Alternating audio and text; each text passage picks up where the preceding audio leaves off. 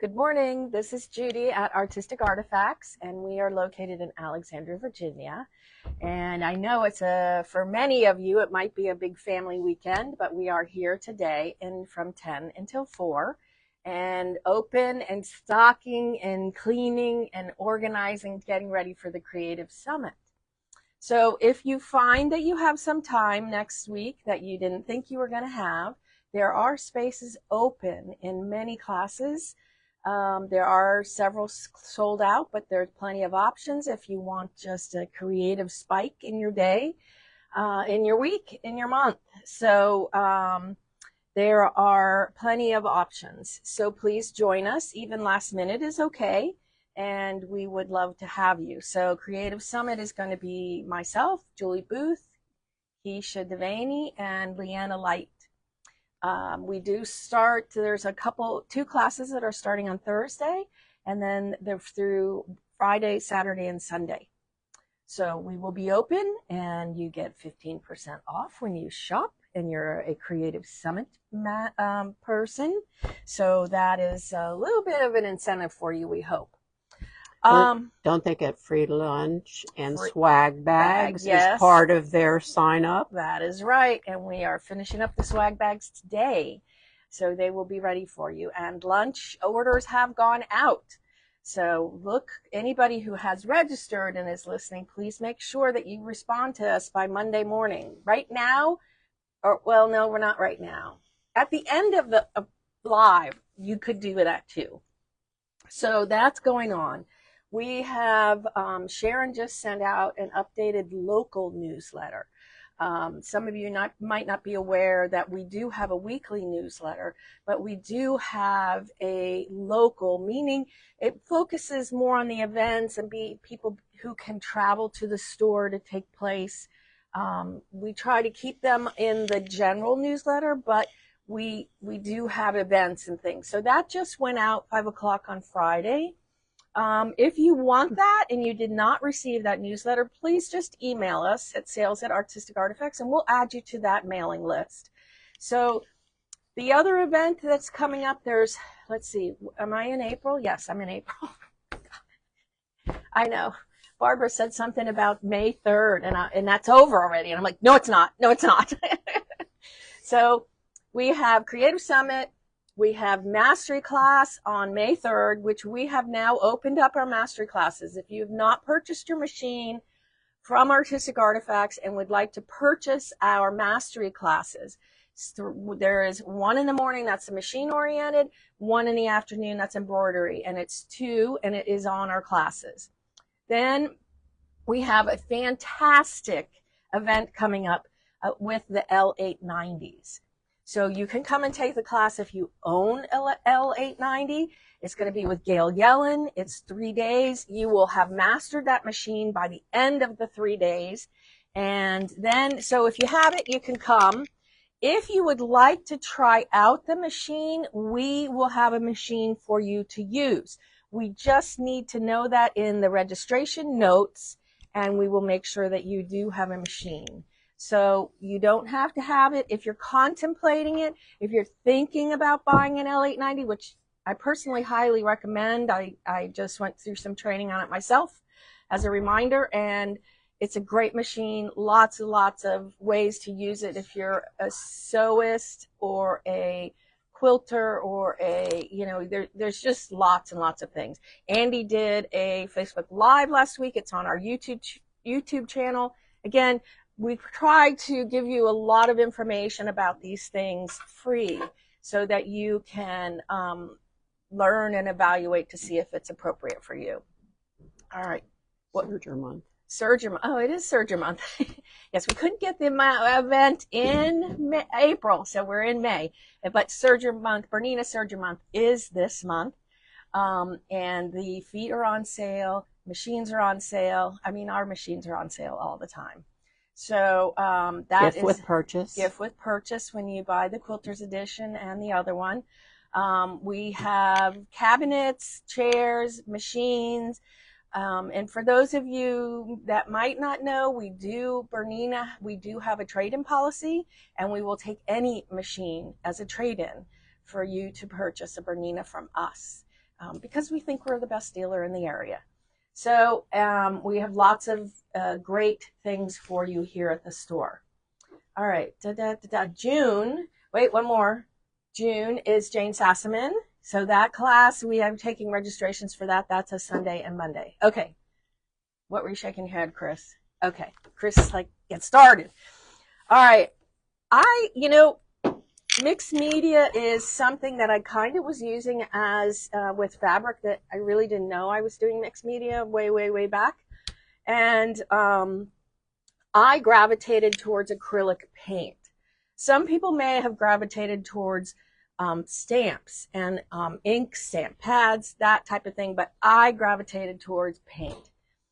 Immediate drying time is very short, immediate gratification, and it's very versatile. But there was many things that I did not know about paint. So I'm going to start with the basics. And please, if you have a question, put it in the comments, and Chris will let me know what your questions are. First, I mostly print on an Avalon muslin that is a 200 count. You can use, it's bleached. I know it just gives you a little bit clearer color, but natural works too. So we use both of those, and I just kind of make pages. So for right now, I'm going to show you the difference between the different paints. So these are Artistic Artifacts fabric paint.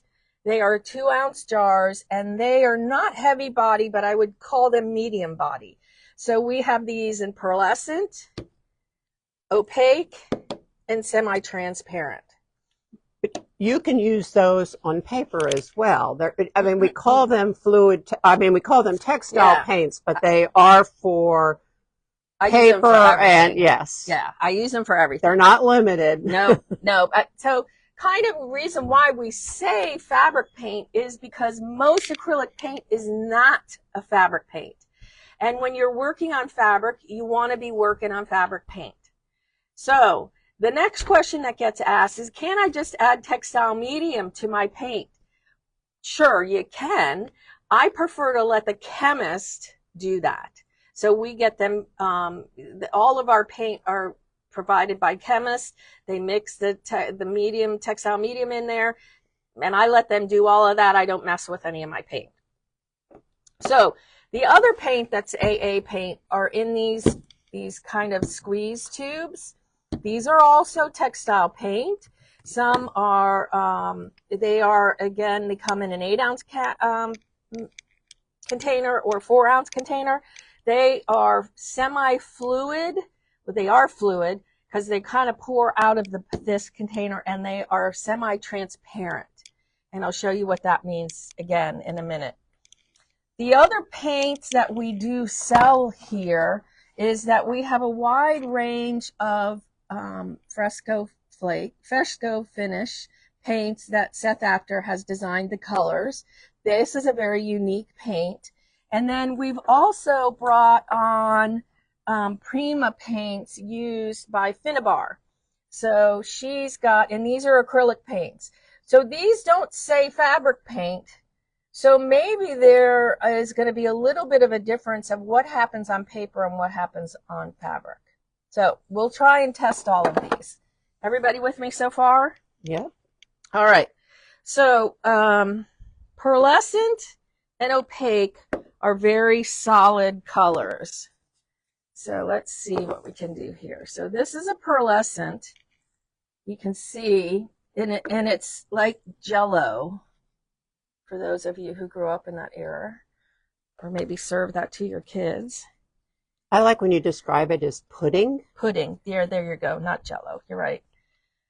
All right. So this is, you have to warm up your blocks. Sorry, I forgot. I didn't warm up my blocks. What do you mean by warm up your block?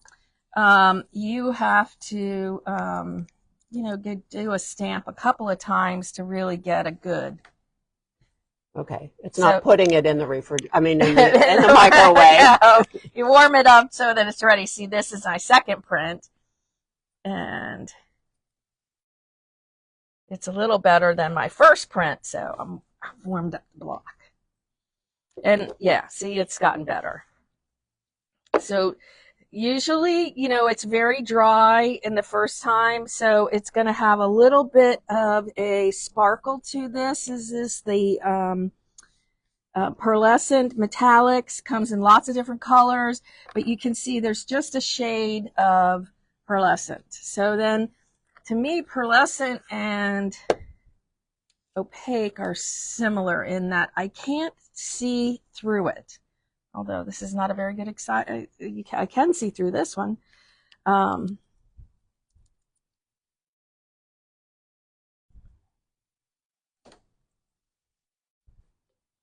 See how dark that is? So technically, you cannot see to the lower level. And this is a matte finish. So this is going to not show. So now let's try this one. This is... So no, she doesn't clean her blocks between paints. No, I do not. I just add more paint on top of them. All right. And this is transparent? This is transparent. So. Andy wants to know if the pearlescents have a different sheen. They do, and it's hard to see, but there is a little bit of metallic flakes in them. It is a little tough. You can see it, I think, a little bit in here. here. Yeah. So, all right. So we didn't warm this block up either. All right. So what I mean by this is a transparent, you can see that you can see the layer. So you can see underneath it. So if I can still see the blue, I've now added the coral. Now let's add opaque.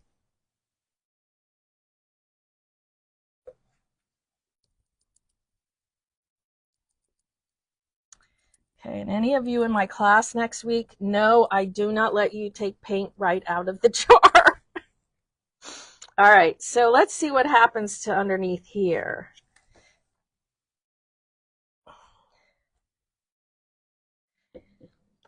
You can see in the openings the purple, but if you look where the blue is, you cannot see the purple. If you look over here, you can see the orange and you can see the purple underneath it. Does that make sense? God, that one's really cool. I know, that turned out great. It's what happens when you wing it. All right, so we've established that we use textile paint. And I do use this for paper, and I use it for fabric. So what that also means is, let's take a couple of these guys. So you're using your gel plate? I used it as for a stamping surface. For the wood blocks, you either need to have a foam mat, or you can use your gel plate.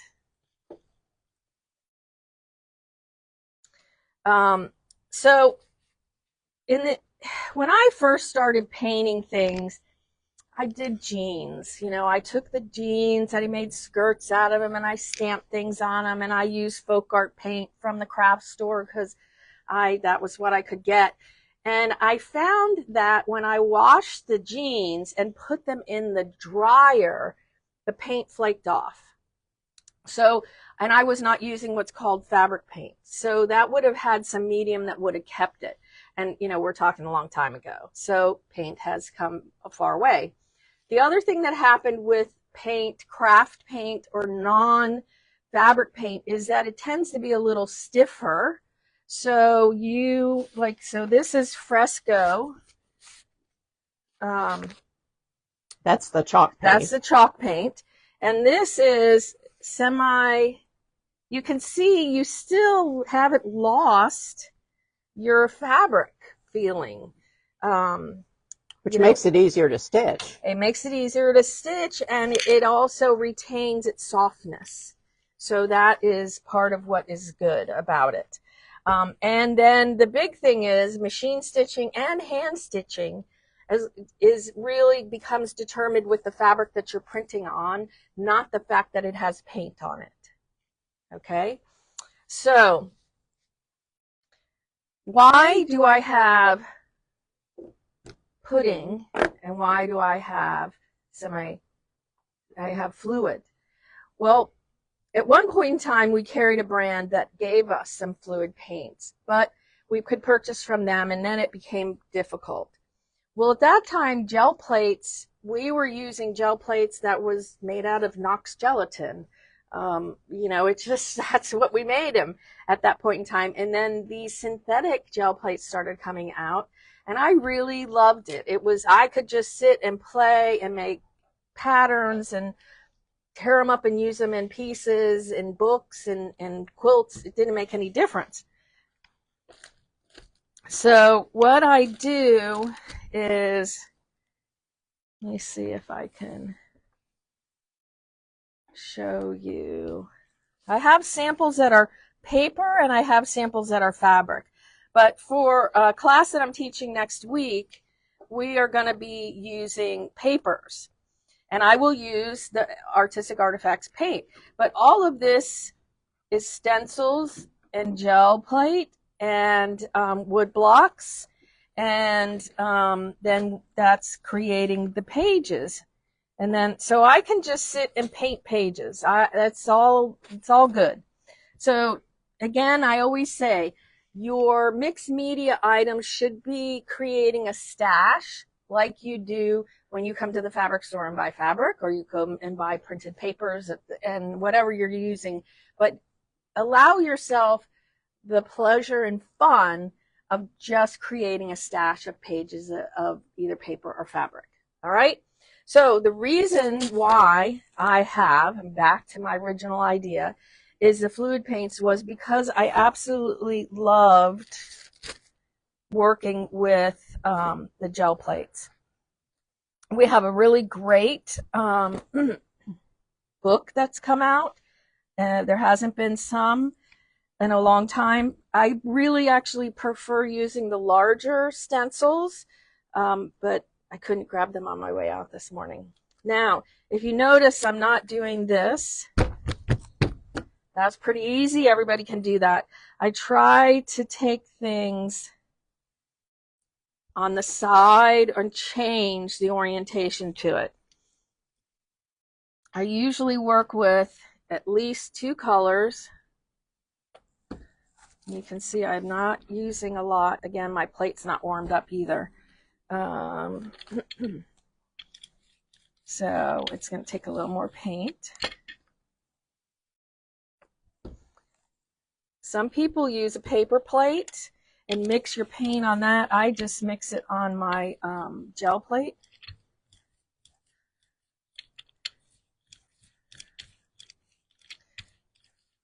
And just keep mixing. So this is the yellow and the magenta. And we have 2 yellows, 2 reds, 2 blues, metallics, a whole line.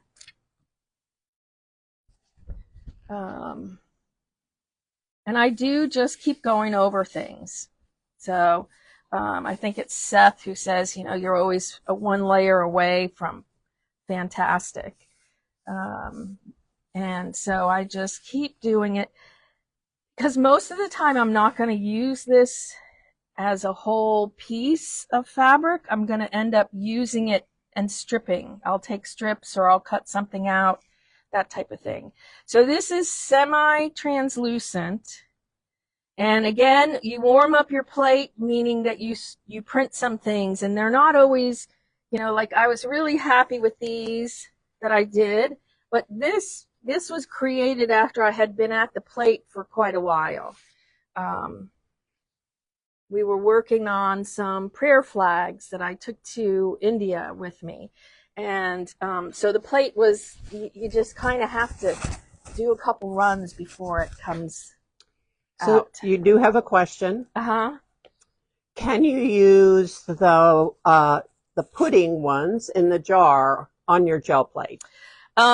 They are going to be a little bit tougher to use. So let me show you. I would not use them straight out of the jar, meaning that you have to water them down a little bit. Let's see. These are great for thermofacts. They work really well there. I definitely is my choice for wood blocks. So see, you can see that it's a little bit thicker. All right. So let's see what it does. It's definitely stickier. I didn't add any water to it. But you used a wet brush. Yeah, but not on purpose. Not enough. Yeah. Not okay. on purpose. Oh, let me just do this. Okay, this is a rubber stamp, so we'll just add a little bit more to the experiment. When you put rubber against rubber, it's going to slide a little bit.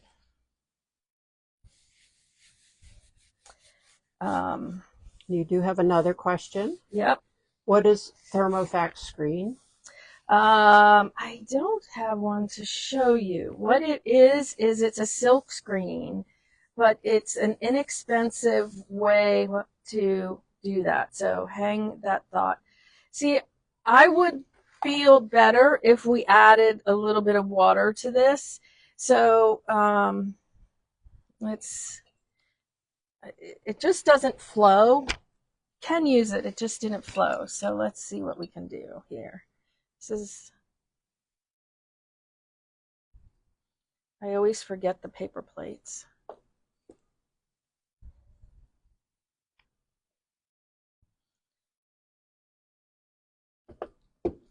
And you can use textile medium. You can use water. Acrylic base is water. That's the basis of this. Have you ever wondered why your paint goes dry? Well, it gets dehydrated just like your body does. It loses its water with storage. All right, so that has to me a little bit better feel. So ultimately, you can use those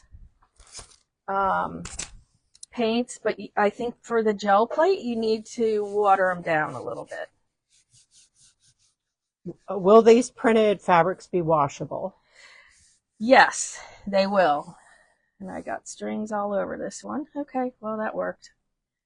You want to heat set them with a dryer. With an iron. With an iron. You can put them in the dryer. I was like 3 statements ahead of myself. You want to make sure that, all right, hold on. Let me focus on answering that question. They are washable. You're going to heat set them with an iron. Iron them, for a little while. Acrylic paint will normally set over time. I don't know how many of you, this is my favorite saying, when you wore your favorite shirt and you used paint, could you ever get that paint back out of that shirt? No, you can't. But the damage occurs in the dryer. So if you have painted t-shirts, I would turn them inside out. I would line dry them. Would I use painted fabric for a quilt for a baby? No, I would not do that because lots of washing, because of lots of throw up. So you have to really think about it. If you're creating things for the wall, which is mostly what I do, then paint is perfectly fine.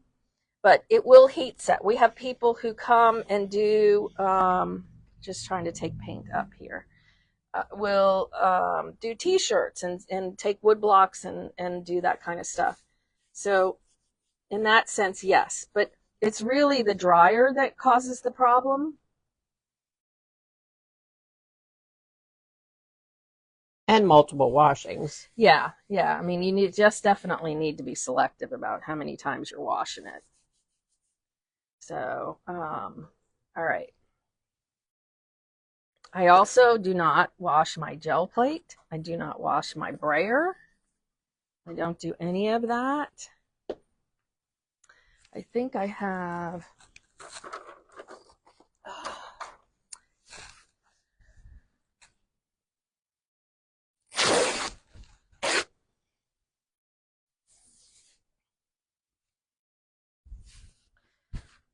So the thicker paint works better for the wood blocks. You can water it down to have it work there, have it work on a gel plate. But the gel plate is my favorite way of doing it. And I'm going to show you my next tool, which is my favorite tool. And it's an expired credit card. I prefer you to bringing a current credit card to the store when you come, but the expired ones become craft supplies. And that is just, if you want to work on doing backgrounds, this is a really great way. So you have that. Yes, I have taken key cards. I have done stuff. It is my favorite tool. And I would have to say, now that I'm looking at what I'm doing, I probably use the fluid paint more than I use the thicker paint. I definitely use the thicker paint. So I can do a really quick background, and then I can do some other things on top of it. And that's all with, you know, a key card or a credit card. Works on paper, works on fabric. So the other thing, which was something I didn't think it happened so much, it happened more in the past than it does now, is watering down your paint. So you have, these are all, this is Fresco Finish. These are some pearlescent, transparent. This is a craft text. So as you add water and your paint kind of falls apart and gives small pieces, it means it's not a very high pigment, and you just have to know what its limitations are. Let's see, what was the other thing? I did not show you this paint. This is going to be thick again. So you do have a comment that the painted fabric would be great for fabric for book covers and hand stitching, and that's right on. That's what she uses it for. That's what I do. Okay, so now this is I'm using a little bit of Finnabar's paint. Happy Easter to you, Mary Jo, to you and your husband. We're thinking about you. So, you know, you got a little bit of accent here from that, and that's not going to bother your needle or anything. So this is, again, acrylic paint too. So I start with fabric paint. I use that the most. And I just kind of add techniques for other things. So these are mixed media pages that are Strathmore paper that I like because I can put a lot of paint on here. I can put a lot of glue and water. So this is the beginning of a book. You want to show your owl? I can Since show we're my talking owl about fabric. stitching. Yep. So my owls were done as samples. I did woodblock printing on these, and then I stitched on them. So again, needled away, no question, no issue. This one, sorry, this is a very old piece that I did that was non-fabric paint. So this was a little bit tougher because I actually was beading it, but it was not fabric paint. It was just regular paint, whatever I had in the background. And to me, I can kind of see a difference in the paint. So, so acrylic paint is great. It's wonderful for immediate. We used to have oil pastels and things like that. It took a long time to dry, so I don't go with that. I like water-based. Use them up because they will dry out if you do not use them. The other thing that I know about is putting Vaseline around your rim. That keeps the lid opening easier. Use it on all of your mixed media materials and glues and things like that. That's another trick, but I also use it on my paints. So you have one question. What is the best fabric to use for gel plate prints? Really depends on what, you know, I try to print with various different weaves. I tend to go to a very inexpensive muslin that is a 200 count. 200 count is not the best fabric to be hand stitching on. So you want to use something a little bit lighter weight. We have Konas. I generally do start with white or natural. So something that has a lower thread count, a muslin, a linen. I print on old linen tablecloths quite a lot. Silk scarves. Silk scarves. Yep, it all works on all of that. So anything you want. Anything you want. Well, actually haven't Fit for Art pattern used it on jersey. They use the wood blocks with our paints on their jersey. Yeah, so they've used it quite a lot in their garments. Right. Yes. Right. Yeah. So, any other questions? Nope. Okay. Thank you for joining me. I hope that you'll test out and play with some of your paints and, of course, a gel plate and wood blocks. That'll be great. And anybody, I look forward to seeing everybody that signed up for next weekend for our Creative Summit. I'm not sure what we're going to be doing about a Facebook Live next Saturday. We might try to record something, but I am teaching, so it might be a little tricky. Thanks for joining in, and check out our YouTube channel.